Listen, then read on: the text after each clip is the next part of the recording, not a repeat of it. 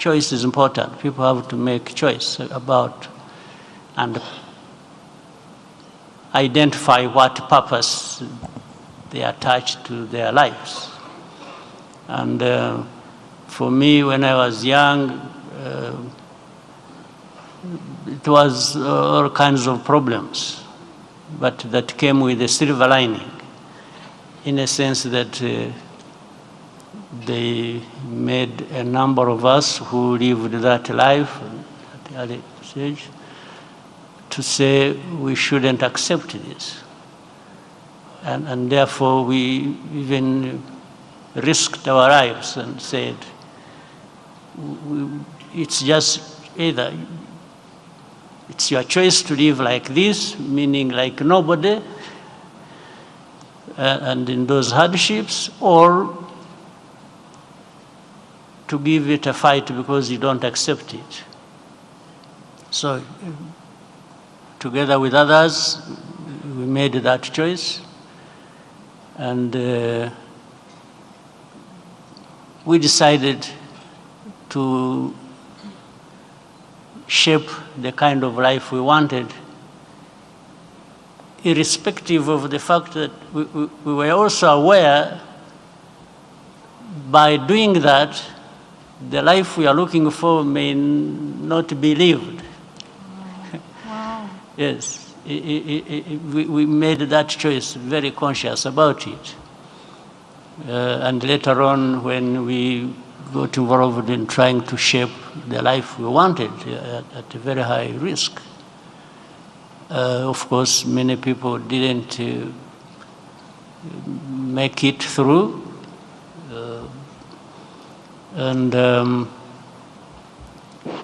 But others stayed the course, because it was a choice, it was a decision, however costly it was.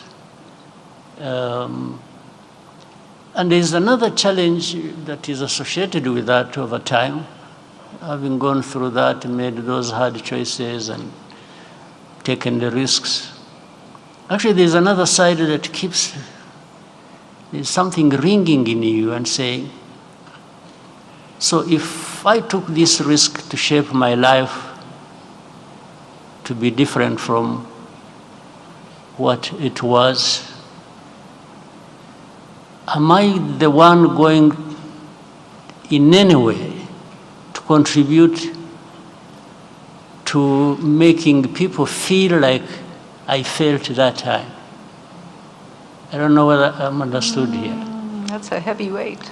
So it compels you to say, I'll try to do my best, so that what I'm doing does not result into people feeling like you felt that time. That's what I meant. So, and this is in everybody's possibility. The young people, I'm addressing these young people and others who are following. It's in your capacity, in your ability, in your every possibility to say, to give your life a purpose and to make a choice. A choice that you know, if you have made it, it's not just going to be confined to your life, but it has impact on other people's lives. So, and in fact, that's why it is important when people are talking about even continentally, why we should even work together. Because not working together, what does it mean? What purpose does it serve? Who benefits from it? So I just want to say, you try, give it a try, you fail, you make a loss here, you make a gain here, but stay the course. Keep going. Yes, keep going. Keep going. For avoidance of doubt, before I come to you, Your Excellency, Becky, for avoidance of doubt, in April 1994, Rwanda experienced the genocide against the Tutsi. It was a horrifying time where close to a million lives were lost. People were displaced. And a small army had to come in. His Excellency and a few others, young people, came in. And he has said, not knowing if they would survive, what they were coming to confront, the world abandoned Rwanda. Actually, before that, my family went into exile when I was 4 years old. So a big part of my life, I was a refugee. In Uganda? In Uganda, in a neighboring country in Uganda. That's where I grew up. So the sort of hardships I was talking about were even relating to that. But from that, we grew up into this kind of determination to say, no, we can't just live stateless. We can't live as refugees forever. So that's why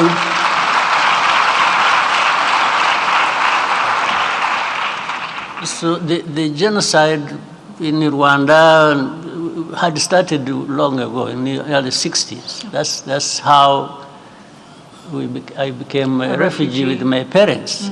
Some of my relatives did not have a chance to escape to anywhere. They were killed. That time, in the 60s. So the 94 one was just a repetition of what had happened over years. It was in the 60s and then early 70s and then 94. So some people, naturally, humanly, they could have lost hope and lost everything and gave up. Others, some of them were saying, well, in any case, I have nothing to lose. So let me try this one. If I lose a life as a refugee, I don't think I have lost much. But I had to build something that was, so I had to try to build a life that is worth something, and that one could stand up and fight for. So those who were not lucky didn't make it, those who were lucky made it, but we can't make the same mistake as those who made us, who created that situation. Thank you. And look at Rwanda. Look at Rwanda today. And so as young people, you have different problems. You have choices. You have to decide what you're going to do. You are in a different place. And hopefully by seeing the fact that those before us have gone through immense things, it gives us the courage to know that where we are today is a different place and we can conquer any of the challenges that we face as well. Your Excellency Becky, where were you and what's your message to young people? Where he was, some things are similar to mine. Like Yes, of course. very similar to what President Kagame is saying. Well, you know, Julie, that we grew up in apartheid South Africa. So I joined the ANC Youth League I was 13 and a half years old. Joined, not recruited or anything, because it was clear to us as young people, the system is wrong, let's do something to change it. So that's how we become members of the ANC Youth League. So whatever the ages of the youth are here, I was in the struggle for the liberation of South Africa, whatever the years. Because that thing which was wrong had to be corrected. And we understood, again, as Paul Kagame just said, we understood things had to be changed in the correct direction, and you stay with that, whatever the cost.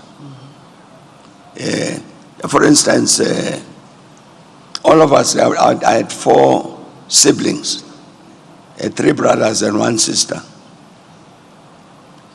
All of us left home at about the age of 7. So we always grew up not at home, but with other people. The reason for that is because the parents knew that at a certain point, they would get arrested and get sentenced to jail for many years. So we had to get accustomed of growing up without them. So that's how we grew up. So I'm saying, so whatever the ages are in the hall here, those were ages of struggle. So from, I've been 70 years a member of the ANC. Wow. Committed the same vision as when we joined the Youth League. What we do, and let's get a apartheid system, let's change the conditions of people for the better and so on. As you know, our comrades in the former Portuguese colonies have got a very good slogan, and a luta continua, a vitória é certa. I'm still saying that today. The struggle continues, which is certain. Because you can see in South Africa that we are still left with a great deal of the legacy of the apartheid system. So the struggle hasn't ended. So you stay with the struggle, you stay on course. The commitment you made as a 13-year-old, you stay with it. And the reason you stay with it is because the condition of the people remains affected by the thing that was wrong 70 years ago. So this is what our young people now, we're talking about the African challenges.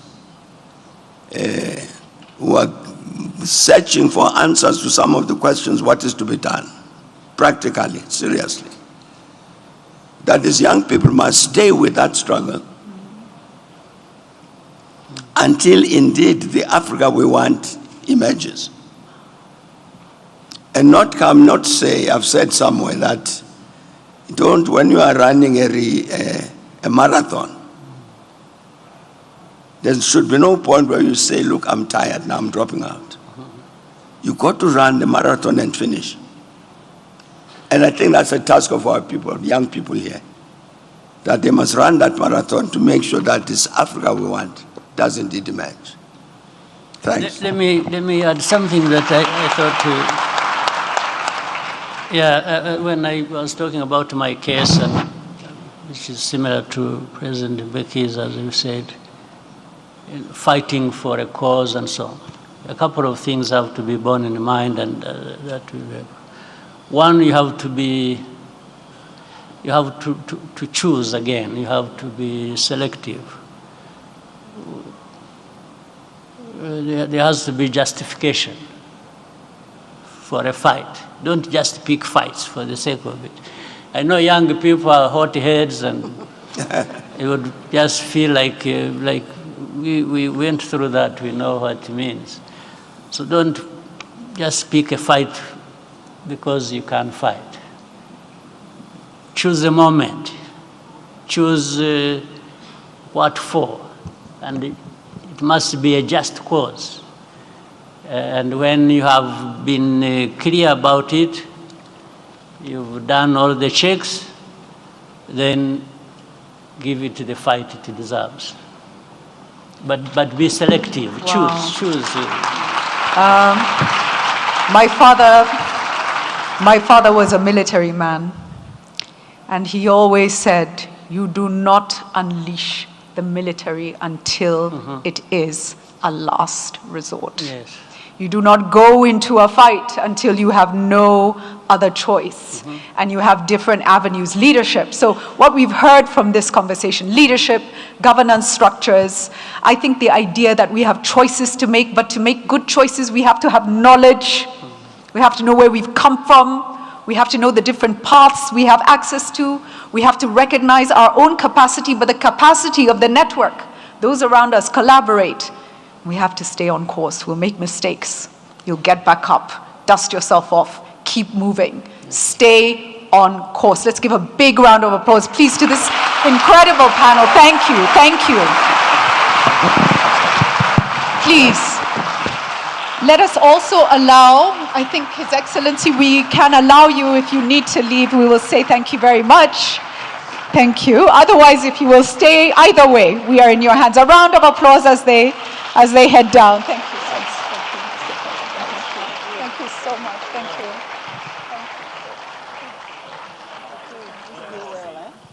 Thank you so much, Julie, and your panel. Thank you for that fascinating conversation with these historical figures, whether it's the first female vice president of your country, a 70-year member of the ANC, or somebody who stopped a war or made sure that their country was not a net food recipient, but was producing food. Okay, listen. I know we've had a long morning, so I only have a 2-hour panel and then we can go to lunch. Sounds good? 2-hour panel. Sounds good? If you respond enthusiastically, I can cut it down to 1 hour, 59 minutes. Anyway, this was an amazing opening session, and I want for us to sit with this for a second. So we're going to cut the rest of what's supposed to be this part, so we can all go to lunch, and you can come back energized in about an hour, so we can begin the afternoon session. Does that sound good? Fantastic. So please enjoy your lunch outside and join us back in an hour. Igice cya mbere cyo gufungura ku mugaragaro inama nyafurika yo guhindura imyumvire ya Africa Mindset Reset Forum gihe kigeze ku musozo. Ni igice cyaranzwe n'ibiganiro bitandukanye byatangiwemo ubutumwa butandukanye burimo n'ubwa Perezida wa Repubulika Paul Kagame, aho yagaragaje ko Afrika ifite buri kimwe gisabwa kugira ngo itere imbere, ariko bitashobora kugerwaho imyumvire y'abanyafrika idahindutse. Adams yego yagaragaje ko kugera ku musaruro wifuzwa ndetse no kugera ku cyerekezo cyifuzwa cya Afurika ari nacyo cya Afurika 2063 ari uguhindura imyumvire yaba mu miyoborere ya Afurika ndetse no mu bayobozi ba Afurika. Ariko ibi yanabihurijeho na Vice President wa Ghana Professor Jen Nana Okupo, wagaragaje ko Afurika yifuzwa ikwiye kujyana no mu mikorere makuru yacu ata. Yego tubabwire ko iyi nama ariyo iminsi 2 n'ejo ikazakomeza. Reka tubashimire mwese twabanye, mukomeze mugira ibihe byiza.